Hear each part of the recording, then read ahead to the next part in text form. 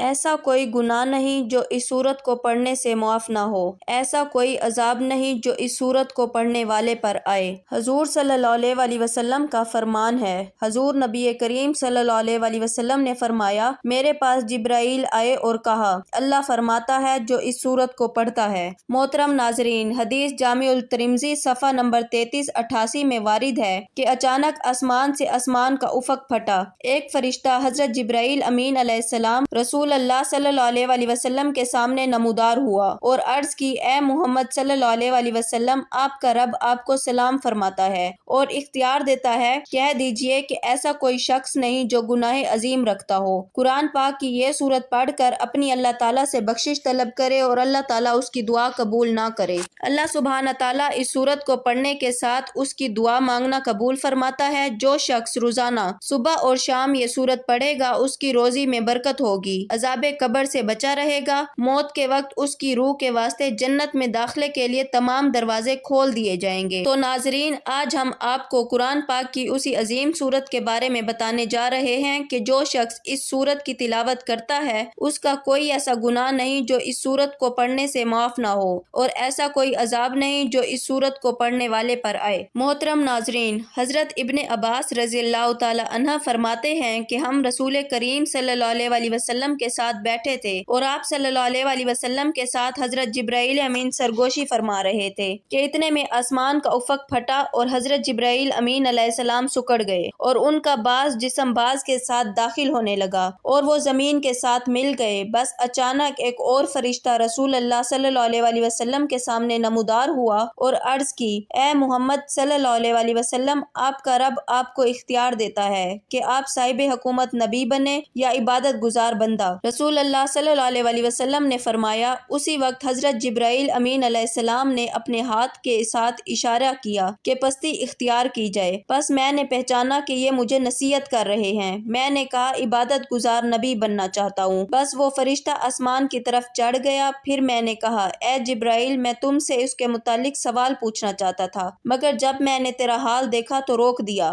اے جبرائیل، یہ کون تھا؟ عرض کیا، اسرافیل علیہ السلام تھے۔ جس دن سے اللہ تعالیٰ نے انہیں پیدا فرمایا تب سے یہ خدا تعالیٰ کے حضور صف بستہ کھڑے ہیں اور خدا تعالیٰ کے سامنے کبھی نظر نہیں اٹھائی۔ اس کے اور رب تعالیٰ کے درمیان نور کے 70 حجاب ہیں، کوئی نور بھی ایسا نہیں مگر جب یہ اس کے قریب ہو جائے تو جل جائے۔ لوح محفوظ اس کے سامنے ہے۔ جب اللہ تعالیٰ آسمان میں یا زمین میں کسی شے کا حکم دیتے ہیں تو لوح محفوظ بلند ہو جاتی ہے، پس یہ اپنی پیشانی کو حرکت دیتا ہے اور اس میں نظر کرتا ہے۔ اگر تو وہ حکم میرے متعلق ہو تو یہ مجھے حکم دیتا ہے، اور میکائیل علیہ السلام کے متعلق ہو تو اسی کو حکم دیتا ہے، اور اگر ملک الموت حضرت اسرائیل علیہ السلام کے متعلق ہو تو اسے حکم دیتا ہے۔ نبی کریم صلی اللہ علیہ وسلم نے فرمایا، حضرت میکائیل علیہ السلام کس کام پر مامور ہیں؟ عرض کیا، نباتات اور بارش پر۔ میں نے کہا، ملک الموت کس کام پر مقرر ہیں؟ عرض کیا، روح کے قبض کرنے پر۔ حضرت جبرائیل علیہ السلام نے عرض کی، میں نے گمان کیا اسرافیل علیہ السلام کے اترنے کے متعلق کہ قیامت قائم ہونے کا وقت آن پہنچا ہے، اور آپ نے جو میرا حال دیکھا تھا یہ قیامت کے قائم ہونے کے خوف سے تھا کہ شاید حضرت اسرافیل علیہ السلام آپ صلی اللہ علیہ وسلم کے پاس قیامت قائم ہونے کی اطلاع دینے کے لیے نازل ہوئے ہیں۔ بحوالہ حدیث طبرانی کبیر، ایک شخص حضرت علی کرم اللہ وجہ الکریم کے پاس آیا اور اس نے حضرت علی رضی اللہ تعالی عنہ سے ایک عجیب سا سوال کیا۔ اس نے کہا، کیا اللہ تعالیٰ کے پاس اتنی قدرت ہے کہ دنیا کو چھوٹا کیے بنا اور انڈے کو بڑا کیے بنا پوری دنیا کو انڈے میں ڈال دے؟ حضرت علی رضی اللہ تعالی عنہ اس کا سوال سن کر بہت مسکرائے اور فرمایا، اے بندہ خدا، تو کہہ رہا ہے کہ کیا اللہ ایسا کر سکتا ہے؟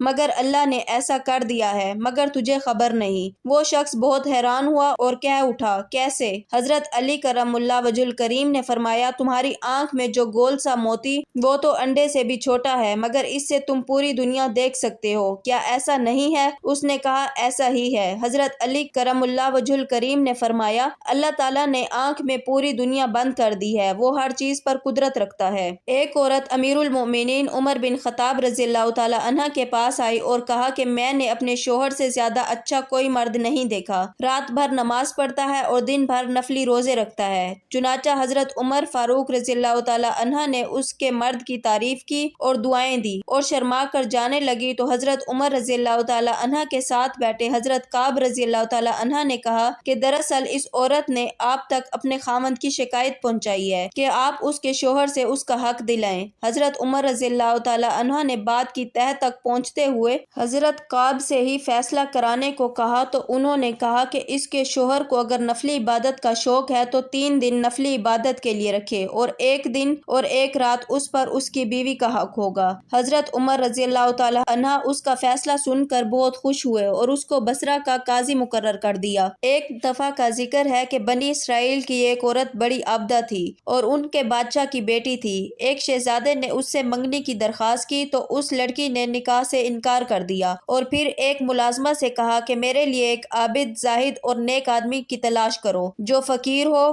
وہ لونڈی عابد اور زہد کی تلاش میں نکلی اور ایک عابد زاہد کو لے کر اس شہزادی کی خدمت میں حاضر ہوئی۔ شہزادی نے اس سے پوچھا کہ اگر تم مجھ سے نکاح کرنا چاہتے ہو تو میں تمہارے ساتھ قاضی کے پاس چلتی ہوں۔ اس نیک شخص نے آمدگی کا اظہار کیا اور وہ دونوں قاضی کے پاس چلے گئے اور وہاں ان کا نکاح ہو گیا۔ شہزادی نے نکاح کے بعد اس نیک شخص سے کہا کہ تم مجھے اپنے گھر لے چلو۔ وہ بولا کہ اس کمبل کے سوا کوئی چیز میری ملکیت میں نہیں ہے، میں اسے رات کے وقت اوڑھتا ہوں اور دن میں پہنتا ہوں۔ شہزادی نے کہا میں تیرے حال پر راضی ہوں، اور یہ کہہ کر شہزادی اس نیک شخص کے ساتھ چل دی۔ وہ نیک شخص دن بھر محنت مزدوری کرتا اور شام کے لیے اتنا جمع کر لیتا جس سے افطار ہو سکے۔ شہزادی بھی دن بھر روزہ رکھتی اور شام کو افطار کے بعد اللہ تعالیٰ کا شکر ادا کرتی اور کہتی اب میں عبادت کے لیے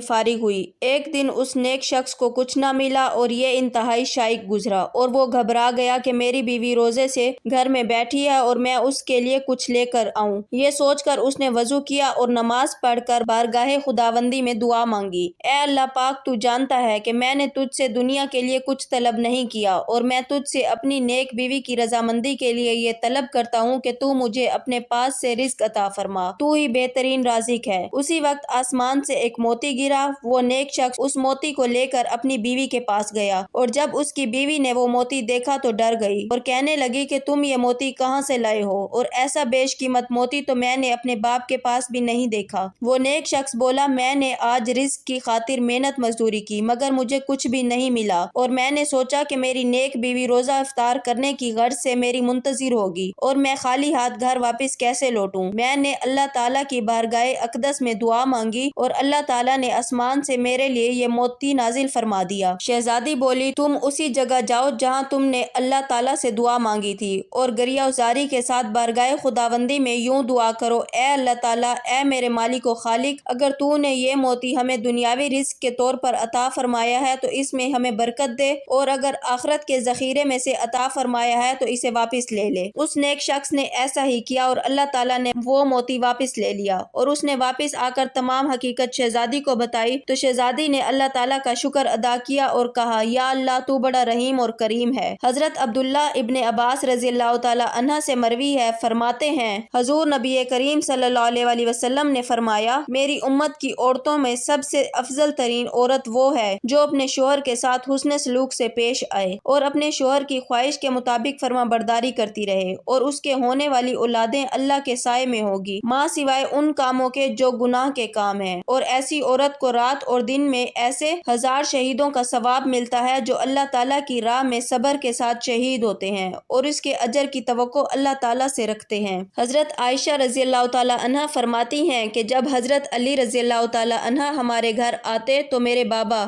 ابو بکر صدیق رضی اللہ تعالی عنہ سارے کام چھوڑ کر ہمارے گھر آ جاتے اور حضرت علی رضی اللہ تعالی عنہ کا چہرہ دیکھتے تو میں کہتی بابا آپ ہمارے گھر آتے ہو اور چہرہ علی کا دیکھتے رہتے ہو، اس کی کیا وجہ؟ تو میرے بابا حضرت ابو بکر صدیق رضی اللہ تعالی عنہ نے کہا بیٹی غلطی نہ کرو، میں نے اپنے کانوں سے سنا کہ رسول اللہ صلی اللہ علیہ وسلم فرماتے ہیں کہ علی کا چہرہ دیکھنا عبادت ہے۔ رسول اللہ صلی اللہ علیہ وسلم نے فرمایا کہ خواب میں میرے پاس میرے رب کا ایک آنے والا فرشتہ آیا، اس نے مجھے خبر دی، آپ صلی اللہ علیہ وسلم نے یہ فرمایا کہ اس نے مجھے خوشخبری دی کہ میری امت میں سے جو کوئی اس حال میں مرے کہ اللہ تعالیٰ کے ساتھ اس نے کوئی شریک نہ ٹھہرایا ہو تو وہ جنت میں جائے گا۔ اس پر میں نے پوچھا اگرچہ اس نے زنا کیا ہو، اگرچہ اس نے چوری کی ہو؟ نبی کریم صلی اللہ علیہ وسلم نے فرمایا کہ ہاں، اگرچہ زنا کیا ہو، اگرچہ چوری کی ہو۔ بحوالہ حدیث صحیح مسلم۔ مسلم۔ حضرت کعب بن مالک رضی اللہ تعالی عنہ فرماتے ہیں کہ رسول اللہ صلی اللہ علیہ وسلم کی خدمت اقدس میں حضرت جابر رضی اللہ تعالی عنہ حاضر ہوئے اور آپ صلی اللہ علیہ وسلم کا چہرہ متغیر پایا۔ حضرت جابر رضی اللہ تعالی عنہ اسی وقت اپنے گھر گئے اور اپنی زوجہ سے فرمایا کہ میں نے دیکھا ہے کہ رسول اللہ صلی اللہ علیہ وسلم کا چہرہ انور متغیر تھا۔